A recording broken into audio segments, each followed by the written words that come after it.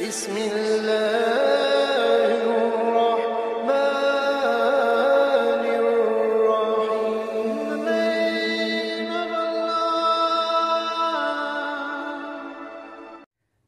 السلام عليكم ورحمة الله وبركاته. الحمد لله رب العالمين وبه نستعين على أمور الدنيا والدين، والصلاة والسلام على أشرف الأنبياء والمرسلين سيدنا ومولانا محمد وعلى آله وصحبه أجمعين. أما بعد. Pertama-tama marilah kita panjatkan puja serta puji syukur kita kepada Allah Subhanahu wa Ta'ala, karena Dialah Allah yang maha besar. Selain Allah adalah kecil. Dialah Allah yang maha berkuasa. Selain daripada Allah berkuasa hanya sementara, setelah itu ia tiada. Dialah Allah yang setiap malam hingga siang, siang hingga malam berkata kepada hambanya, "Wahai hambaku, mintalah kepadaku, niscaya aku akan kabulkan apapun untuk kalian." Dialah Allah yang setiap malam hingga siang, siang hingga malam selalu berkata, "Wahai hambaku, adakah hajat yang ingin engkau katakan kepadaku? Adakah engkau ingin memohon maaf kepadaku? Niscaya aku akan kabulkan semua itu." Salawat serta salam tak lupa kita curahkan kepada junjungan kita Nabi Agung, Nabi besar Muhammad Sallallahu Alaihi Wasallam. Karena beliaulah Islam sampai kepada kita. Karena beliaulah kita bisa merasakan nikmat yang terbesar, yaitu iman, Islam, dan ihsan. Jamaah para pemirsa YouTube Yayasan Ma'had Al-Arafah yang insya Allah kita semua dirahmati oleh Allah Subhanahu wa Ta'ala. Beberapa hari kita telah melalui bulan Ramadan. Kita telah melalui bulan suci Ramadan sudah lebih daripada 15 hari. Banyak sekali peringatan-peringatan yang ada di dalam bulan Ramadan ini. Banyak sekali peringatan-peringatan yang seharusnya kita laksanakan di bulan Ramadan ini.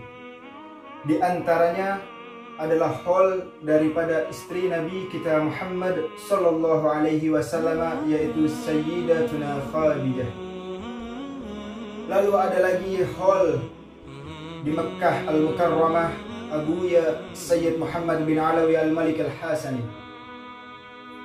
Lalu ada lagi peringatan Nuzulul Quran. Lalu ada lagi peringatan Ahlul Badar, dan lain-lain sebagainya peringatan ada di bulan Ramadan ini. Dan salah satu yang paling utama ialah peringatan malam Lailatul Qadar. Malam Lailatul Qadar merupakan malam yang lebih baik daripada 1000 bulan. Sehingga pernah satu ketika Nabi Yuna Muhammad Sallallahu Alaihi Wasallam duduk bersama para sahabatnya dan bercerita kepada para sahabat, "Wahai sahabatku, apakah engkau tahu di zaman dulu, di zaman nabi-nabi sebelumku, pernah ada seorang perempuan yang menangisi anaknya di atas kubur anaknya?" Yaitu seorang ibu-ibu yang menangisi anaknya karena telah dikubur. Menangis ibu itu dengan sangat kencang. Lalu lewatlah Nabi pada zaman itu. Nabi tersebut mengatakan kepada ibu itu, "Wahai ibu, kenapa engkau menangis?" Ibu tersebut menjawab, kata ibu itu, "Saya menangisi anak saya karena anak saya meninggal dalam keadaan masih kecil." Sang Nabi itu pun bertanya heran kepada ibu tersebut, "Berapa umur anakmu sehingga engkau mengatakan ia meninggal pada waktu masih kecil?" Ibu tersebut menjawab, "Anakku meninggal ketika berumur 300 tahun. Pemirsa, kita bayangkan umat-umat terdahulu diberikan oleh Allah Subhanahu wa taala umur yang panjang. 100 tahun, 200 tahun, 300 tahun, 405 tahun, 400 tahun, 450 tahun, bahkan sampai 1000 tahun mereka diberikan umur oleh Allah. Ada yang memanfaatkan umur itu untuk bersujud kepada Allah, dan ada juga yang memanfaatkan umur itu untuk berpaling dari Allah. Lalu Nabi yang tadi bertanya kepada ibu itu mengatakan kepada ibu tersebut, "Wahai ibu, anakmu meninggal di umur 300 tahun.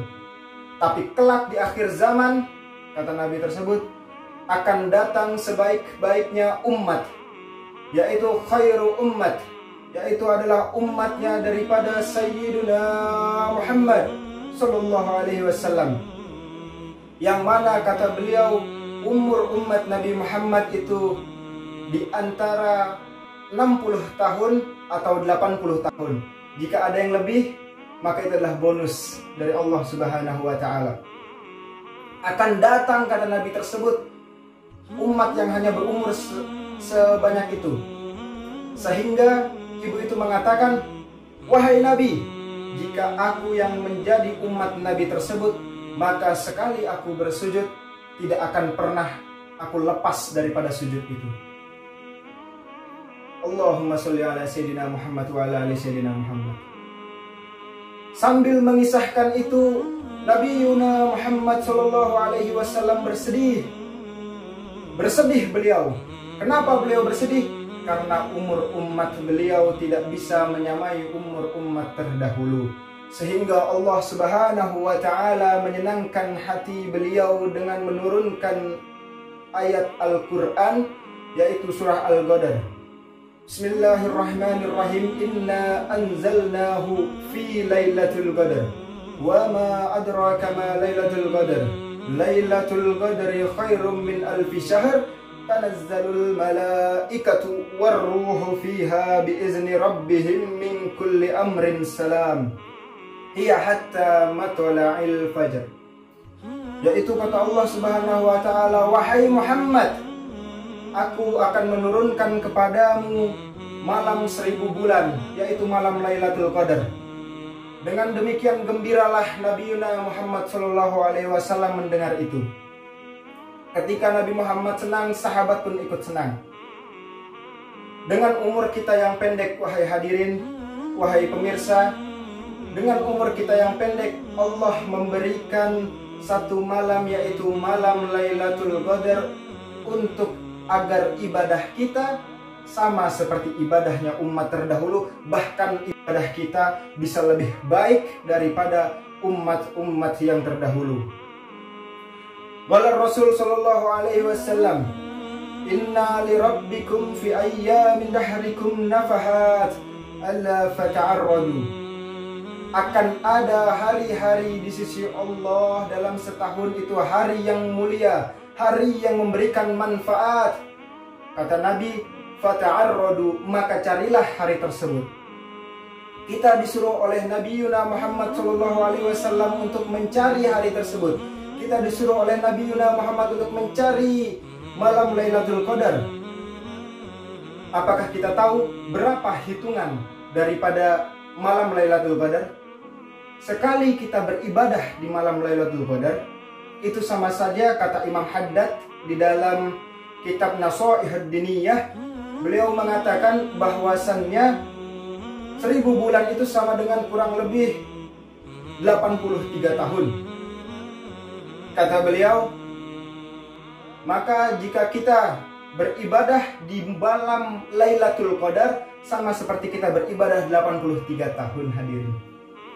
Bayangkan jika umur kita 60 tahun, lalu kita mendapati 2 kali malam Lailatul Qadar, yaitu 83 dikali 2, ditambah umur kita. Dan ketika kita mendapatkan malam Lailatul Qadar, kita sedang dalam keadaan sholat. Sholat kita menggunakan siwak. Kata Nabi, "Rak'atani bisiwak khairum min sab'ina raka'ah," yaitu 70 rakaat lebih baik daripada tidak menggunakan siwak. Lalu kita mendirikan malam-malam itu dengan melaksanakan sholat sebanyak 100 rakaat. 70 dikali 100 dikali 83 tahun. Hitung sendiri wahai pemirsa.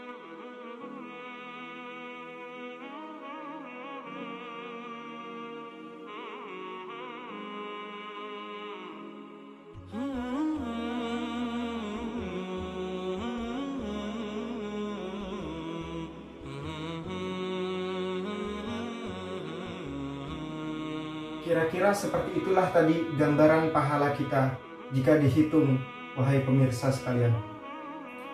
Allah Subhanahu wa Ta'ala berfirman di dalam Al-Quran, ayatnya cari sendiri, surahnya cari sendiri. Karena keenakan kalau saya yang nunjukin. Allah Subhanahu wa Ta'ala berfirman, A'udzu billahi minasyaitonir rajim.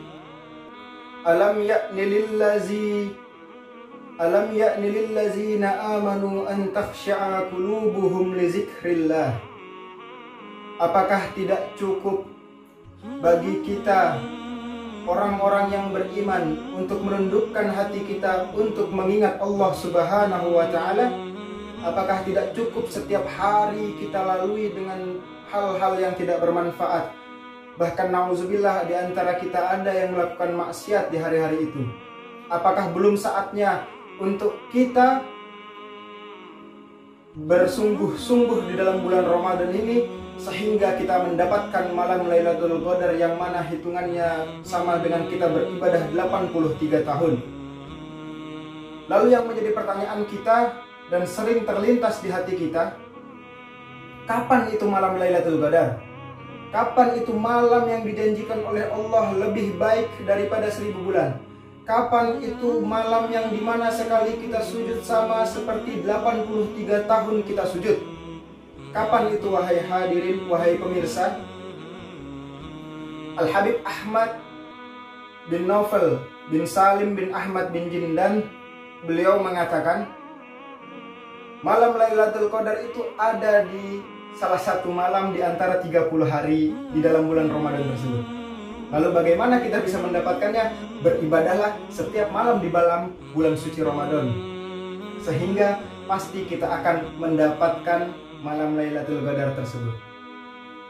Dan sebenarnya malam Lailatul Qadar itu kita bisa merasakan malam itu di malam-malam lainnya.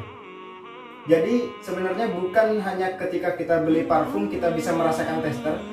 Bahkan malam Lailatul Qadar itu sendiri pun kita bisa mendapatkan testernya di malam-malam sebelum malam Lailatul Qadar, yaitu di luar dari bulan Ramadan, bulan suci Ramadan.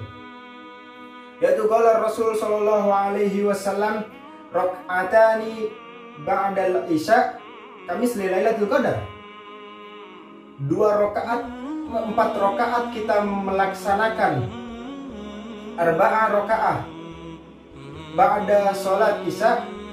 4 rakaat kita melaksanakan setelah sholat isya itu sama seperti kita melaksanakan sholat di malam Lailatul Qadar.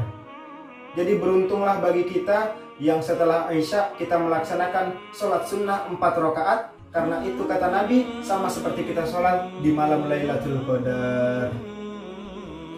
Sebelum kami tutup, kami ingin memohon maaf karena kami bukan seorang da'i, kami ini bukan seorang ulama, kami ini bukan seorang yang alim, melainkan kami hanya seorang thalabul ilmi, kami hanya seorang penuntut ilmu yang kebetulan disuruh untuk menyampaikan mau'izah hasanah. Dan sebelum saya tutup, saya ingin mengutip perkataan Syekh Ibnu Athaillah As-Sakandari di dalam kitabnya Al-Hikam. Apa kata beliau? Ihalatukal amal ala wujudil firad min ru'unatin nufus. Menunda-nunda akan amal, padahal kita mendapatkan kesempatan yang luas untuk melaksanakan amalan tersebut, itu merupakan dorongan daripada nafsu. Sekian dari saya, wabillahi taufiq wal hidayah. Wassalamualaikum warahmatullahi wabarakatuh.